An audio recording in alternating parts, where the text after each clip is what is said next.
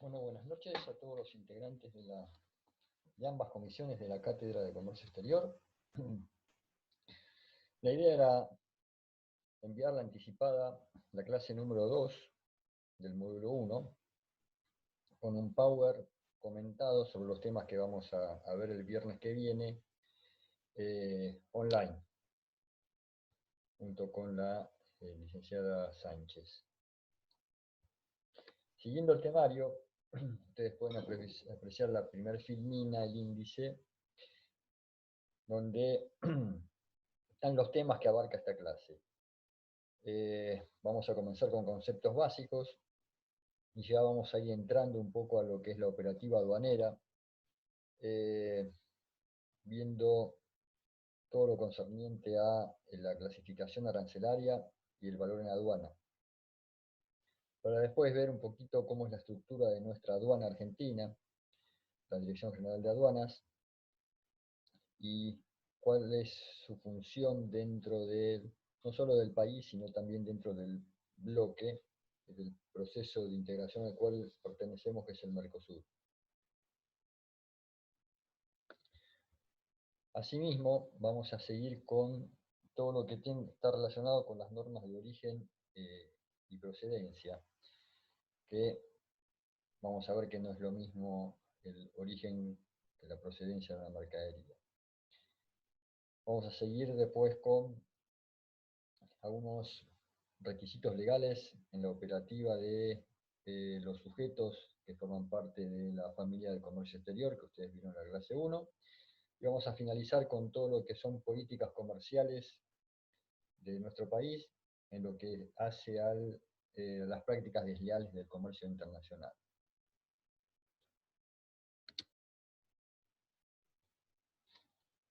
En la siguiente filmina vemos un poco lo que para el código aduanero significa mercadería, que tiene un concepto totalmente distinto a lo que nosotros le podemos dar desde el punto de vista comercial, ¿no? Con mercadería podemos decir que es todo aquel objeto susceptible de comprarse y venderse. Y fíjense que la aduana lo define en su artículo 10 del Código Aduanero como todo objeto susceptible de ser importado o exportado. Y acá vamos a traer de la mano otros conceptos. Importación, ¿sí? La introducción de cualquier mercadería a un territorio aduanero. Y exportación, la extracción de cualquier mercadería de un territorio aduanero. Fíjense que yo dije extracción de un territorio aduanero e introducción a un territorio aduanero. Esto viene de la mano de lo que habrán visto en la primera clase, que en nuestro país tenemos un solo territorio soberano y más de un territorio aduanero. Por eso el concepto de mercadería, según el Código Aduanero, está relacionado a lo que es la importación y la exportación. Y esto viene de la mano de la filmina siguiente, que es, para la aduana, ¿sí? El hecho de que un objeto sea susceptible de poder ser exportado o importado, implica que debe ser sujeto de, no solo de control aduanero, sino también objeto de tributación, ¿sí? Y llegado el caso, también ser objeto de la aplicación de prohibiciones, que ya en su momento vamos a ver de qué se trata.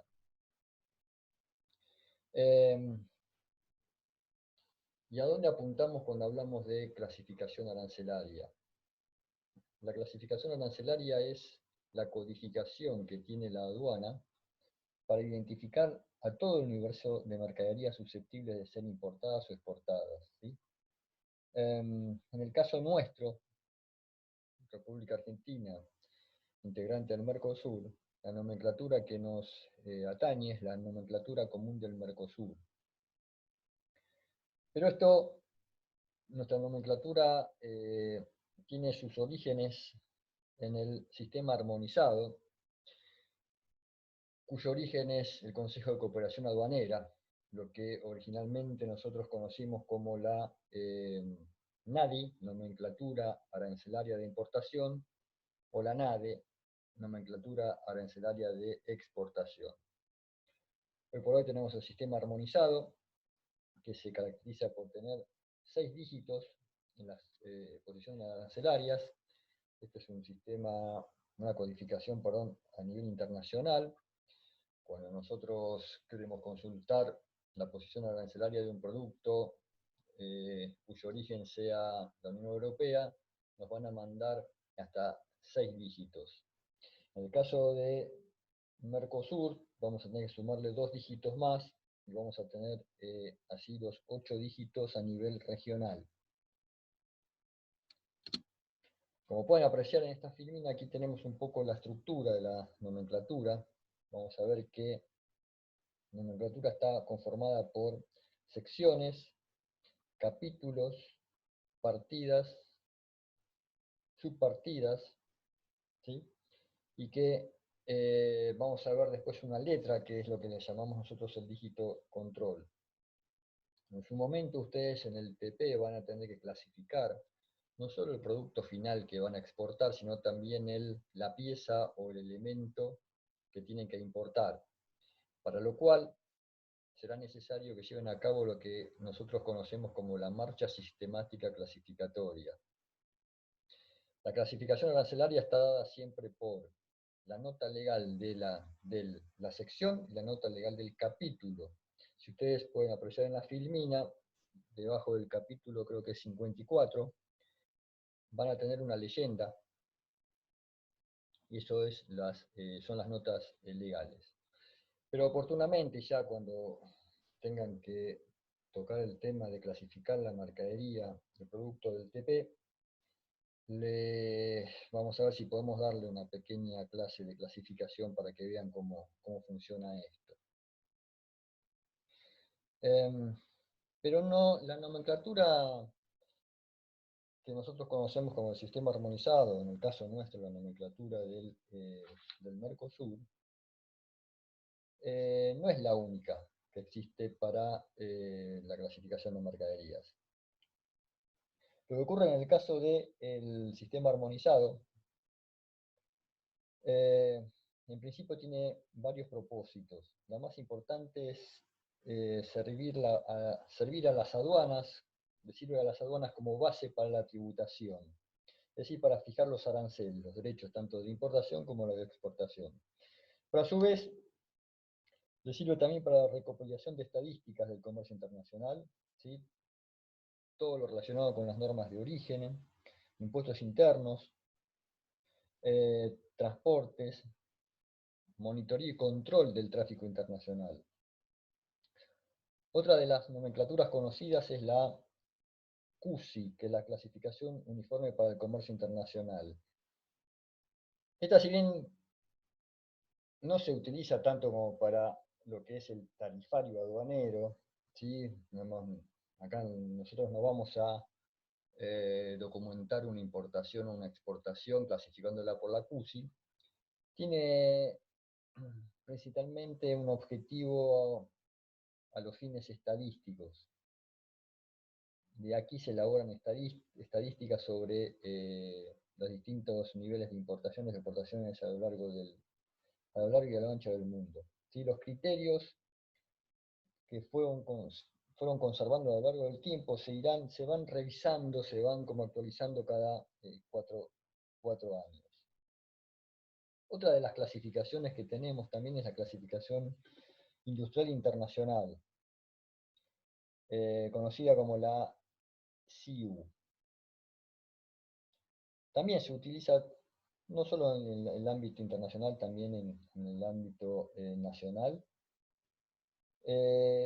pero mayormente se utiliza para clasificar actividad económica, ¿sí? Las distintas actividades económicas dentro de todo el proceso productivo.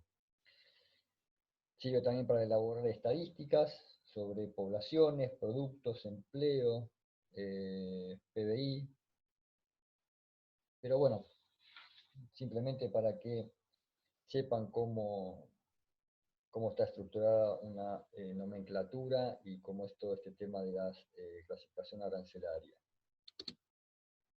Aquí tenemos, por ejemplo, la marcha sistemática, ¿no? Vamos a ver que los dos primeros dígitos, el 54 es capítulo, después tenemos partida, 02, 20 la subpartida, y después tenemos los últimos ítems a nivel regional y el dígito control.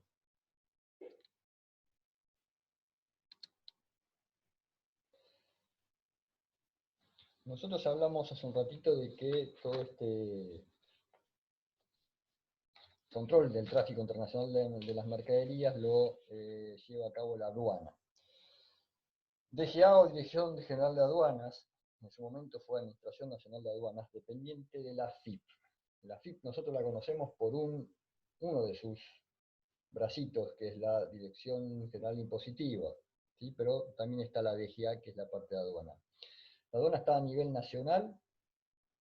Aquí tenemos, por ejemplo, la aduana de Seiza, por donde se tramitan todas las importaciones y exportaciones por vía aérea a través del aeropuerto de Seiza. Aduana Buenos Aires, que es toda la zona de puertos, ¿sí? Las aduanas del interior. Las aduanas tienen sus respectivos, perdón, la DGA tiene sus respectivos equipos técnicos, tanto de importación como de exportación. Tiene también sus equipos de clasificación arancelaria, que están divididos conforme a las secciones de la nomenclatura común de Mercosur. Tenemos, por ejemplo, el ramo máquinas, el ramo ferretería, el ramo cueros, el ramo químicos, el ramo animales vivos, ¿sí? En cada equipo técnico, en cada uno de estos ramos, vamos a tener especialistas en la materia que conocen perfectamente cada una de las posiciones arancelarias de la nomenclatura que conforman a su sección o a su equipo técnico. Principalmente, cuando el despachante de aduana declara a través del sistema informático de Malvinas una posición arancelaria, automáticamente lo que se hace es se fija el arancel. Estamos importando y esa mercadería le corresponde un 6, 7, 8% de derechos de importación. La posición arancelaria lo que nos va a dar cuánto es lo que va a tributar esa mercadería. Los otros días me llegó una publicación sobre la función de las aduanas del Mercosur. Y la aduana en sí es un organismo legendario, que ya de hace muchísimos, muchísimos años, data ya de la época de las colonias. Y un poco esta publicación hacía historia de cómo fue el desarrollo de la aduana a lo largo de todos estos años y cuál es el papel importante que tiene que cumplir dentro de un proceso de integración, como en este caso es el Mercosur. Allá por el 1586 se realizó la primera importación en lo que serían las colonias portuguesas, aquí a nuestras tierras. Esto fue en junio, 1 de junio, por eso el 1 de junio se festeja el Día del Empleado de Aduana. Y un año después, en 1587, 1 de septiembre, se realiza la primera exportación, por eso ese día, 1 de septiembre, es el Día de la Industria. Claro, en aquellas épocas la aduana lo único que hacía era control de la piratería, el contrabando y netamente recaudación, ¿no? Recaudar el tributo. A lo largo de los años esto fue mutando y hoy por hoy, a través del proceso de integración, en el caso de nuestro Mercosur, las aduanas tienen que estar unificadas y están trabajando como para que realmente lo que nosotros tenemos hoy en nuestra integración regional, una unión aduanera imperfecta, y ya lo vamos a ver cuando veamos el esquema de integración del que estoy hablando, trabajar para que realmente el Mercosur sea un mercado común con todas las letras.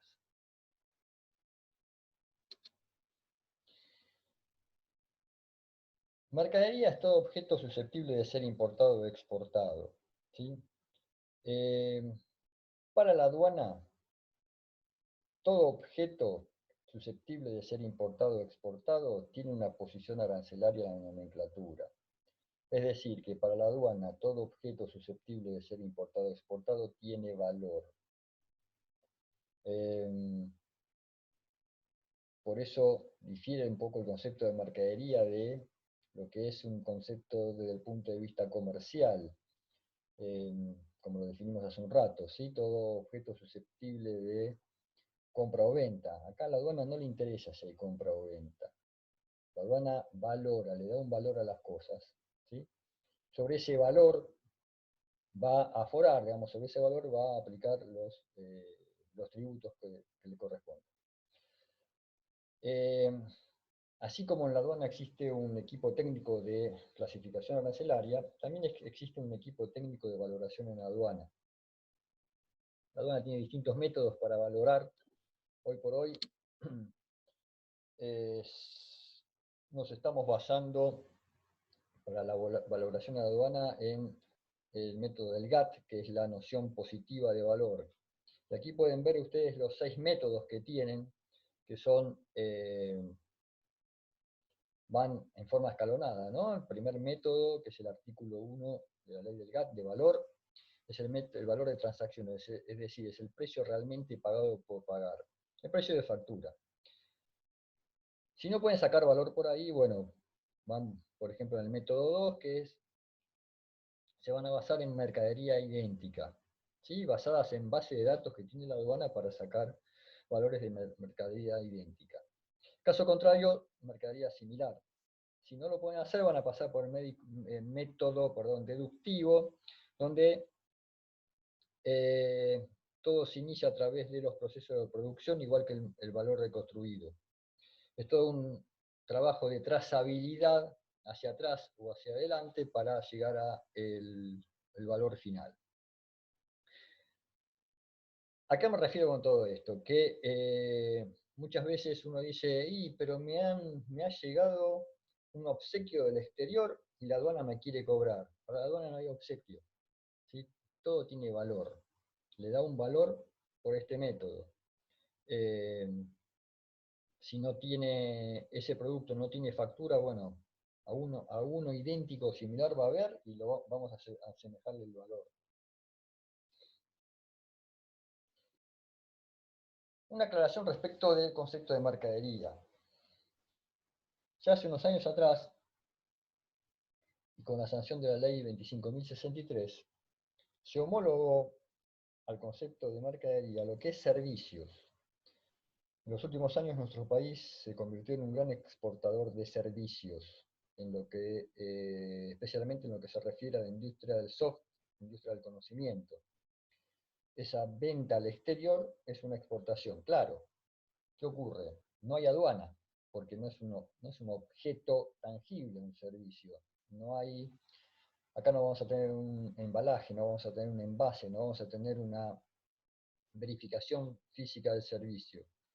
Pero en este caso lo que vamos a tener es la intervención de la otra patita de la FIP, de la DGI, cuando nosotros tenemos que facturar a través de una factura de exportación nuestro servicio.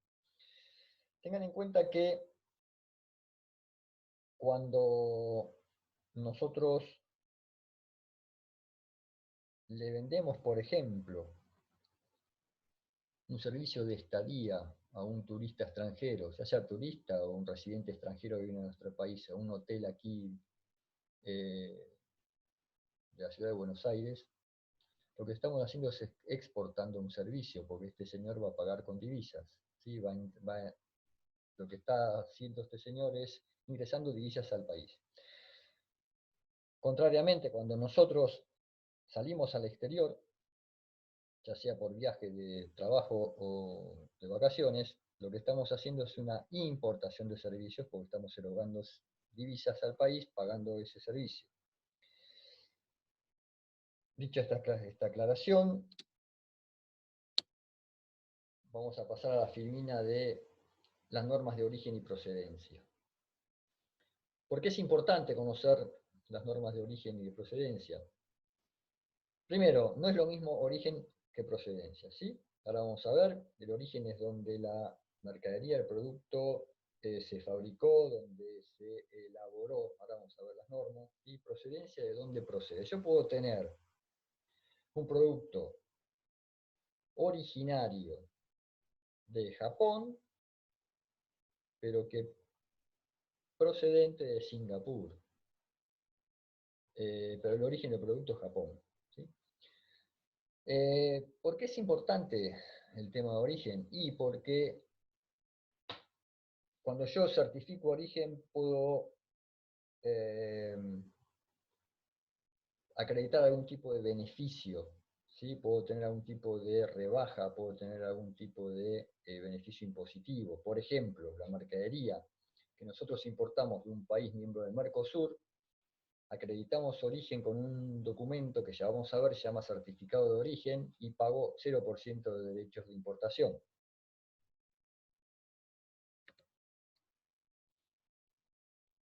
Y acá vemos un poquito el principio de cuándo una mercadería es originaria de un determinado país, ¿sí? Nos dice, cuando la misma ha sido extraída, elaborada o producida íntegramente con componentes propios de ese país. Un caso típico nuestro, la soja, ¿sí? La soja es un típico caso de origen Argentina, nadie lo va a dudar, nadie lo va a dudar.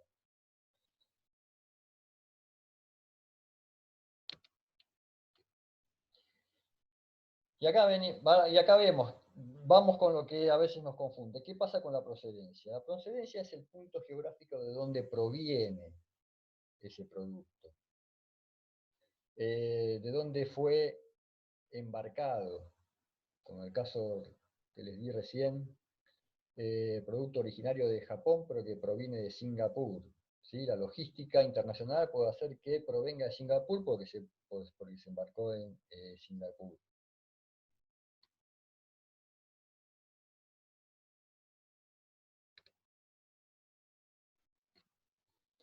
Y acá están los criterios para determinar origen. El primero es muy simple, mercadería producida en un 100% en el país. ¿Sí? En el caso, ejemplo típico nuestro, la soja. El segundo criterio, transformación sustancial. Acá en este caso es porque intervienen como mínimo dos países en la elaboración del producto, y lo que vamos a hacer es, para determinar el origen, es ver la proporción del valor agregado. Aquel que le da al producto el mayor valor agregado es quien se lleva a su favor el origen. Lo otro es una lista taxativa de elaboración, es un listado donde figuran todos los orígenes por país. Y el último es el famoso salto de posición arancelaria.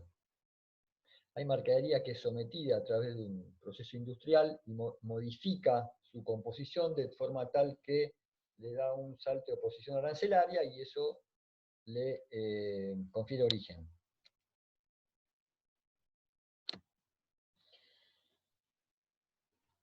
La filmina siguiente está dedicada un poco a los operadores del comercio internacional, ¿sí? A los integrantes de la familia de comercio internacional.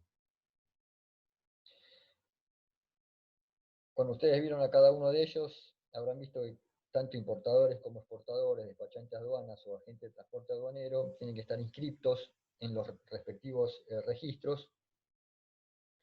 Y en el caso del despachante de aduana es el que tiene a su cargo toda la gestión de una importación o exportación ante la aduana. Es el que representa al importador o al exportador ante la aduana. Dice que documenta a través del sistema Malvinas. Una falsa declaración en la posición arancelaria o el valor, tanto despachante como importador-exportador son solidariamente responsables por la infracción. Eso está tipificado en el Código Aduanero.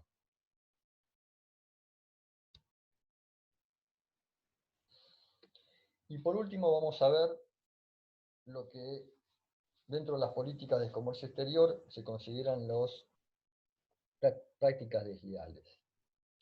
La primera que vamos a ver es el dumping. ¿Qué es dumping?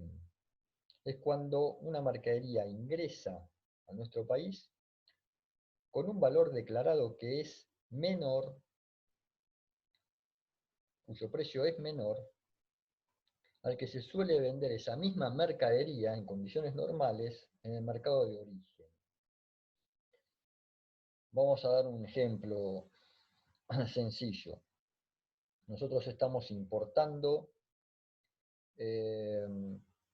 marcadores, ¿sí? El marcador que usamos nosotros cuando damos clases presenciales, y declaramos un valor de 50 centavos de dólar cada uno. El origen de esos marcadores es Turquía. Y en Turquía ese marcador se está vendiendo en el mercado interno 60 centavos de dólar. Es decir, yo lo quiero importar a un precio menor del que se vende en el mercado interno. ¿Sí? Eso es una práctica desleal, porque lo que hace el dumping es dañar la industria nacional de marcadores. Entonces, ¿qué va a ocurrir? Los fabricantes de marcadores de la República Argentina que están conglomerados en la Cámara, lo que van a hacer es hacer la denuncia correspondiente en la Secretaría de Comercio. Se abre toda una investigación que tarda muchos meses y detectarse la presencia de dumping, lo que se hace es, se le aplica a esa mercadería un derecho antidumping para compensar con los valores normales y habituales. Otra de las prácticas desleales es la subvención o subsidio. Ahora vamos a ver de qué se trata.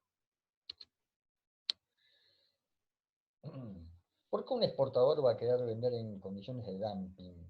¿Sí? ¿Por qué vamos a querer ingresar mercadería en condiciones de dumping?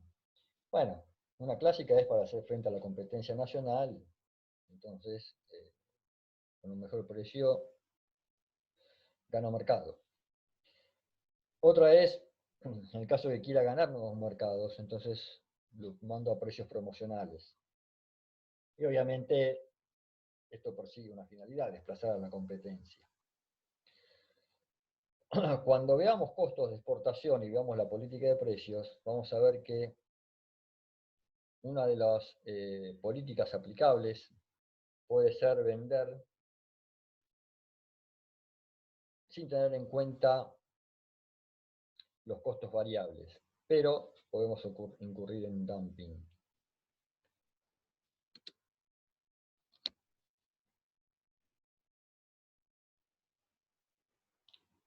¿Y a qué le va a denominar la aduana para detectar el dumping o decir si aquí hay dumping? El valor normal.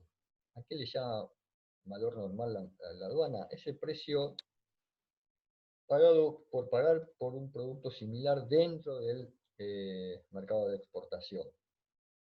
Por comparativa y por investigaciones eso se puede saber. Y ahora pasamos a los subsidios o subvenciones. A diferencia del dumping, si bien un subsidio o una subvención daña a la industria nacional del país de importación,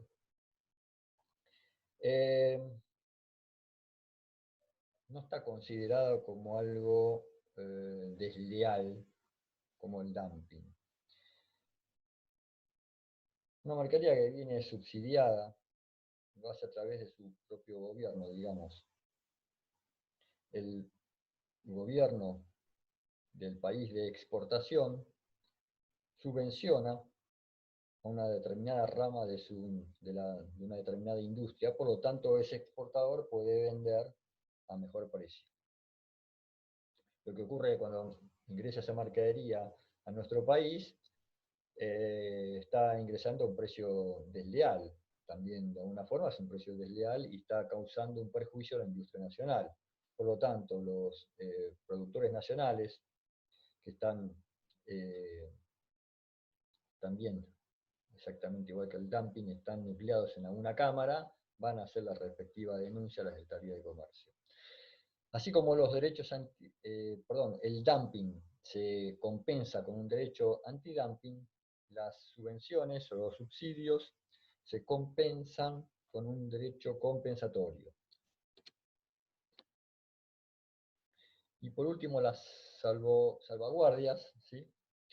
Son disposiciones de urgencia que se aplican contra las importaciones de determinados productos a los efectos de proteger, puede ser la industria nacional o, en el caso como ha ocurrido en nuestro país, y ha ocurrido y sigue ocurriendo, por una cuestión de desequilibrio fiscal en la balanza comercial y obviamente por la fuerte erogación de divisas. Una de las características de la salvaguardia es que se aplican por un tiempo determinado, ¿sí? Tiempo determinado y para reparar o prevenir que se cause un daño a la industria local. Pero también se suelen usar para prevenir y evitar erogación de divisas cuando hay un desequilibrio en la balanza comercial. Es decir, cuando se importa más de lo que se exporta, hay un déficit en la balanza comercial, es decir, no hay reservas, no hay divisas.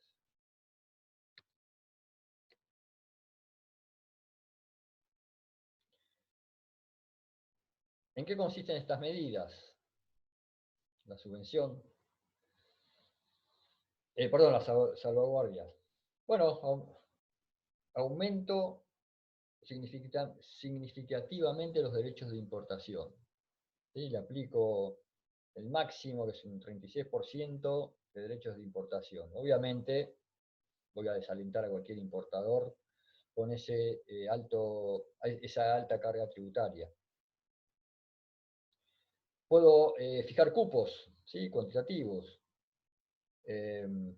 hasta X cantidad de unidades por mes, por bimestre, por semestre.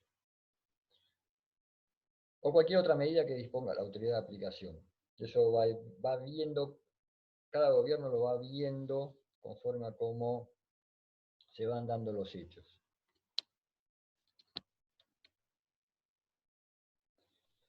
Bueno, y aquí les hemos dado un anticipo de lo que sería la clase que viene. Obviamente este tema da para mucho más, pero bueno, el viernes